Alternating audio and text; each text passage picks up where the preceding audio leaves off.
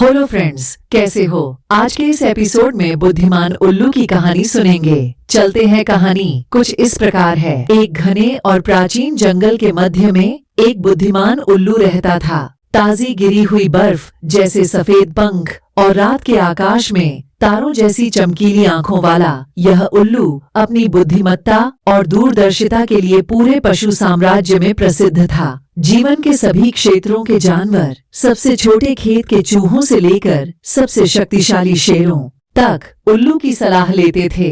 ऐसा कहा जाता था कि उल्लू के पास इतना ज्ञान था कि वह बड़े से बड़े विद्वान को भी टक्कर दे सकता था। लेकिन उल्लू की बुद्धिमत्ता का एक जिज्ञासु और दिलचस्प पहलू था। यह किताबों या सूचीपत्र से नहीं आया, बल्कि जीवन के पालन से आया। एक गर्म और धूप वाली सुबह, जब जंगल पक्षियों के गाने और गिलहरियों की चहचहाट से गुलजार था, बेंजामिन नाम के एक युवा और जिज्ञासु खरगोश ने बुद्धिमान उल्लू से मिलने का फैसला किया। उसने उल्लू की बुद्धिमत्ता की अनगिनत कहानियां सुनी थीं और स्रोत से सीखना चाहता था। तो एक छलांग के साथ वह उल्लू के प्राचीन ओक के पेड़ की ओर बढ़ गया, जहां उल्लू एक मजबूत शाखा पर बैठा था। हमेशा की तरह शाही लग रहा था।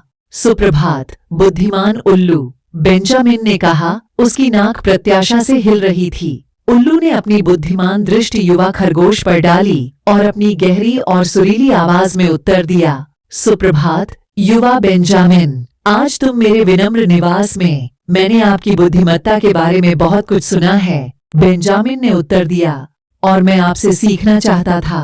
मैं एक दिन आपके जैसा बुद्धिमान और जानकार बनना चाहता हूँ। उल्लू ने धीरे से हुंकार भरी। उसकी आंखों में एक जानने वाली चमक थी। बुद्धि कोई ऐसी चीज नहीं है जिसे किताब की तरह सौंप दिया जाए, युवा। इसमें कहा गया है, यह एक यात्रा है, एक रास्ता है जिस पर व्यक्ति को धैर्य और खुले दिल से चलना चाहिए।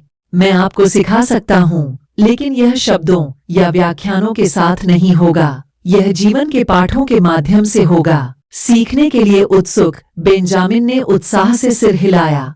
मैं तैयार हूँ, बुद्धिमान उल्लू। मुझे सिखाओ और मैं एक मेहनती छात्र बनूंगा। फिर उल्लू ने पास के एक पेड़ की ओर इशारा किया, जहां गिलहरियों का एक परिवार बड़ी फुर्ती से एक शाखा से दूसरी शाखा पर छलांग लगा रहा था।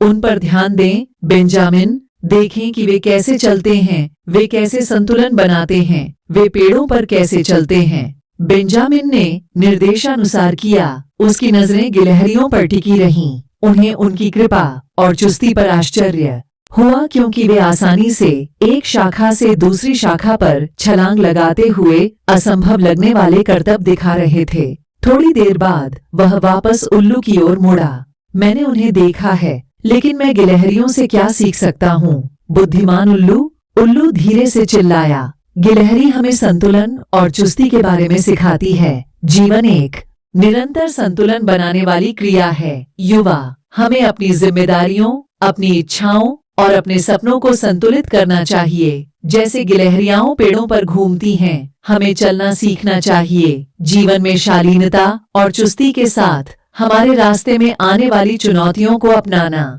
बेंजामिन ने सबक को दिल से लेते हुए सिर हिलाया। फिर उसने पूछा, मैं और क्या सीख सकता हूँ? यदि वीडियो पसंद आए तो वीडियो को लाइक करें और अधिक सीखने के लिए अगले एपिसोड के चैनल को सब्सक्राइब कर बेल आइकन भी दबाएं, जिससे वीडियो का नोटिफिकेशन मिले सबसे पहले। Thanks for watching.